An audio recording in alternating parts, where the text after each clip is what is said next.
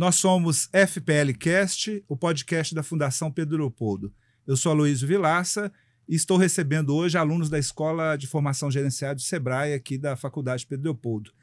Eu gostaria de começar conversando com vocês dois, propondo o seguinte tema: nós estamos nos aproximando do Dia do Trabalho, Sim. dia 1º de maio.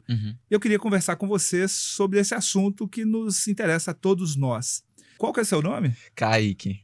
Kaique, é um prazer receber vocês aqui e receber você em especial. Sim. Kaique, nós estamos nos aproximando do Dia Internacional do Trabalho. Sim. 1º de maio representa um marco na história da humanidade.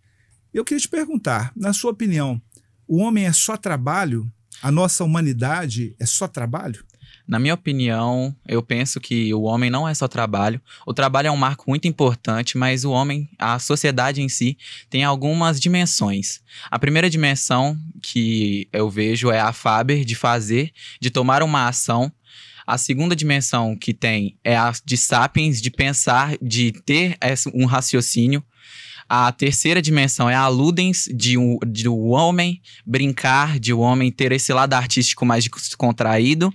E a última dimensão que eu penso é a dimensão do Sociales, que é a dimensão de social, onde o homem entra num âmbito social e com as suas características ele muda aquele âmbito social. Kaique, você mencionou as várias dimensões da nossa humanidade. Sim. Eu queria te perguntar, qual a importância do trabalho para essa nossa completude da nossa humanidade?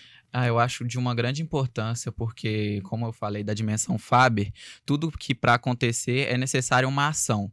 Então, o trabalho é o que completa o ser humano como o humano em si, pois tudo que tem que para acontecer é necessário dessa ação ser feita e, tipo, quem vive só de farra, que não trabalha, que não tem essa ação, não é um humano realizado, não é um humano de grande capacidade que não vai chegar muito longe.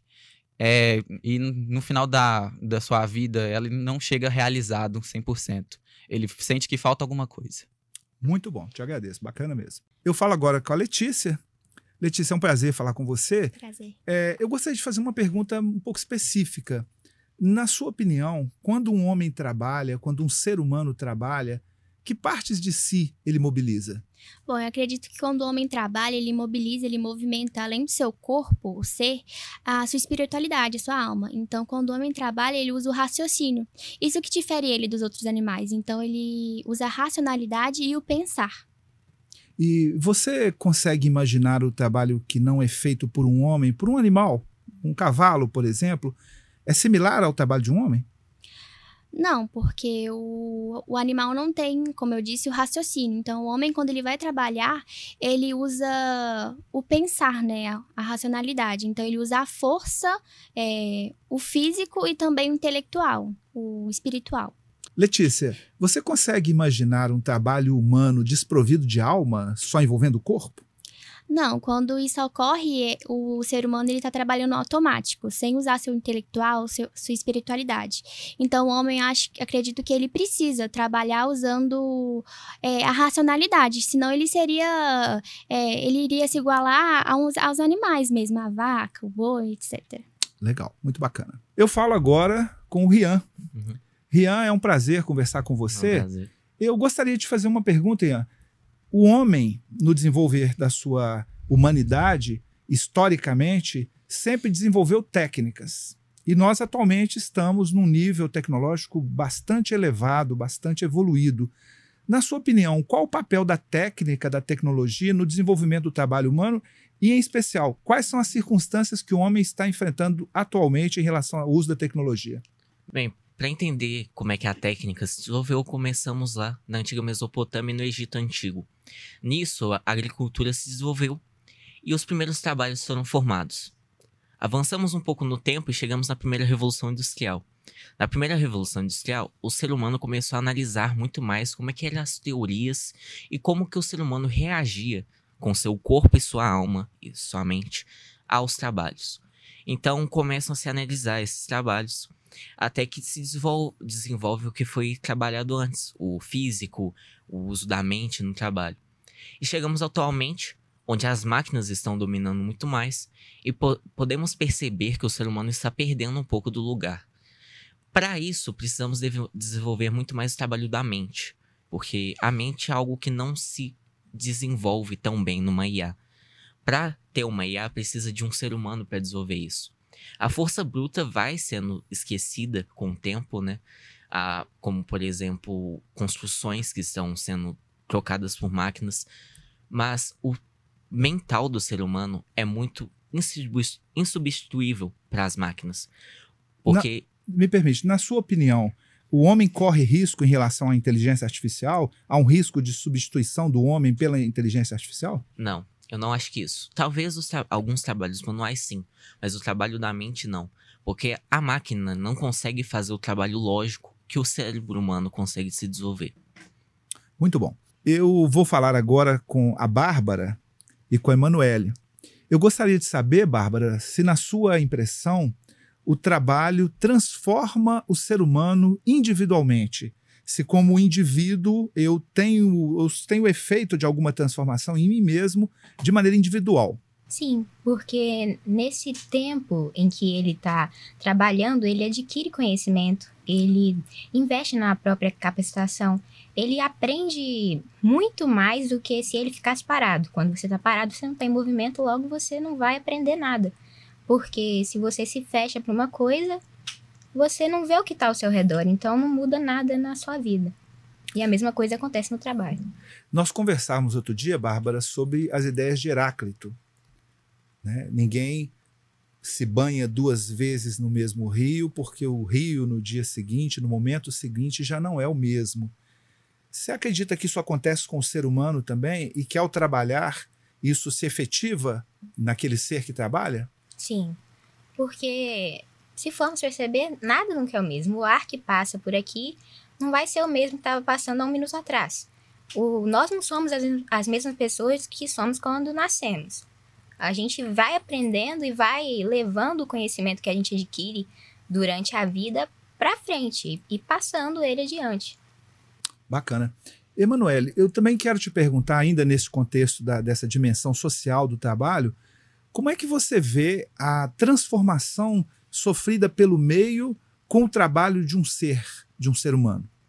Bem, quando o ser humano tem um trabalho, ele busca com esse trabalho um resultado específico, que, como a Bárbara bem ponderou, pode ser para ele mesmo internamente a evolução dele com adquirir novas técnicas, como também para o meio em que está em volta dele. Com esse trabalho que ele faz, ele pode muitas vezes impactar as pessoas ao seu redor. E esse impacto, você acredita que ele é sempre positivo ou ele pode ser negativo?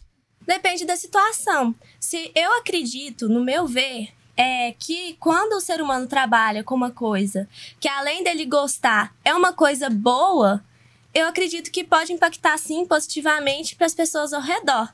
Porém, contudo, quando ele trabalha com algo que ele não se sente feliz, ele não vai fazer o trabalho dele bem feito e muitas das vezes pode ser uma coisa ruim para as pessoas ao redor.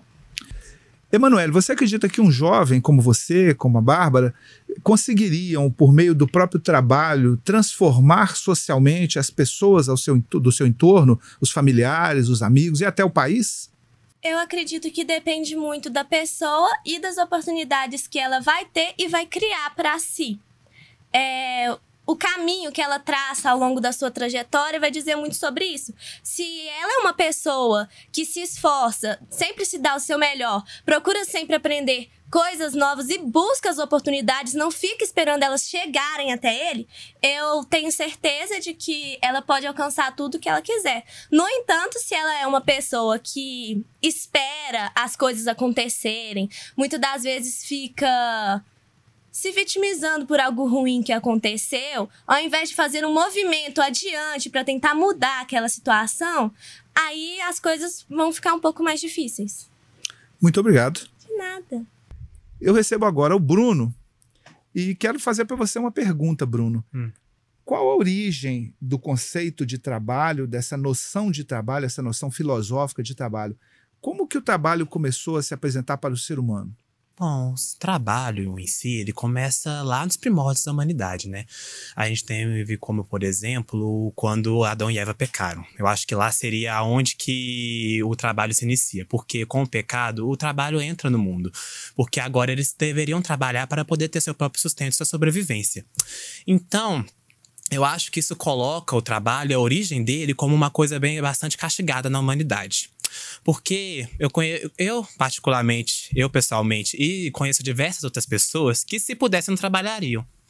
Se pudessem, não estariam trabalhando em determinado lugar, nem que seja um emprego ruim ou um emprego bom. A questão de trabalho em si, para os seres humanos, já é um castigo.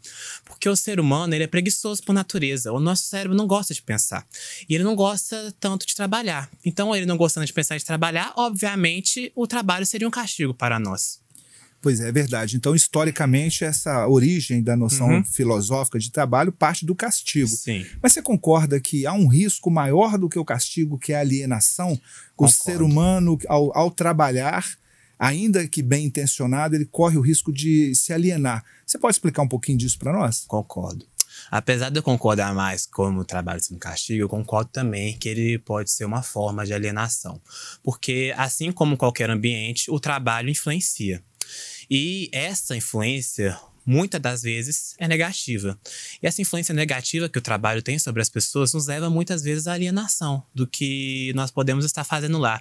Como a Letícia falou, muitos seres humanos fazem o trabalho simplesmente por fazer, por atividade, por rotina. Então eles estão alienados, de certa forma, ao que eles estão fazendo. Porque eles estão fazendo, porque eles têm que fazer. Eles não estão entendendo o que eles devem fazer de fato. Entendi. E aí há o risco da sobrecarga de trabalho, Sim. do estresse, daquela pressão exagerada É o maior risco. e até da própria manipulação daquele ser que trabalha, né? Sim. E eu gostaria de terminar com você te perguntando o seguinte: apesar desses riscos de se entender o trabalho como um castigo ou do risco de se ser um trabalhador alienado, você vê a possibilidade do trabalho como libertação, como emancipação do ser humano? Olha, apesar de eu achar uma realidade difícil, não posso negar que ela é verdadeira. Porque, por exemplo, meu pai, ele ficou muitos meses sem trabalhar e ele quase enlouqueceu. Então eu vejo que tem muitas pessoas que têm a necessidade da ação de trabalhar como uma forma de se libertar. Nem que seja como fosse um passatempo trabalhar, como uma ocupação para a mente. Que a gente não pode negar que, além de ser uma ocupação de tempo, o trabalho também é uma ocupação de mente. Então você se sentir trabalhando, você se sentir necessário dentro do trabalho é importante para os seres humanos. Por quê? Porque dá um sentido de utilidade para aquela pessoa e não deixa ela enlouquecer por se sentir inútil neste planeta. Para a gente encerrar, nós estamos convivendo hoje numa época em que nós identificamos a geração nem. Aqueles jovens que nem trabalham e nem estudam. Sim. Você vê alguma possibilidade de sucesso na realização desses seres humanos que nem trabalham nem estudam? Na questão do trabalho, do universo do Em trabalho? relação ao trabalho. Será feliz num determinado momento da vida aquele ser humano que nem trabalhou e nem estudou? Acho difícil. Eu acho difícil porque, mesmo que o trabalho possa ser um castigo, ele é necessário, mesmo sendo um castigo. Porque o trabalho, ele nos faz movimentar. O trabalho, ele nos faz agir. Então, o trabalho sendo este ato movedor que faz com que nós estejamos a todo momento buscando fazer algo e buscando alcançar novas metas, sem ele, nós não teríamos algum propósito. Porque trabalhamos, porque temos algum propósito para alcançar. E nós somos seres de propósito. Sem um propósito, não tem como continuar na nossa vida. Muitas pessoas sucumbem em problemas mentais porque não conseguem identificar um propósito em si mesmas. Então, para as pessoas que não trabalham e nem estudam, eu acho que é muito difícil que elas consigam avançar em qualquer ramo da vida porque elas não criaram aquele senso de propósito dentro de si mesmas. Muito bom, Bruno. Muito obrigado. Nós somos FPLcast, o podcast da Fundação Pedro Leopoldo. Eu sou Aloysio Vilaça. Falei aqui com os alunos e alunas da Escola Sebrae, da segunda série da Escola de Formação Gerencial do Sebrae, da Faculdade Pedro Leopoldo. Eu quero agradecer a vocês. Muito grato, foi muito bom conversar com vocês e muito esclarecedoras as falas de vocês sobre o trabalho.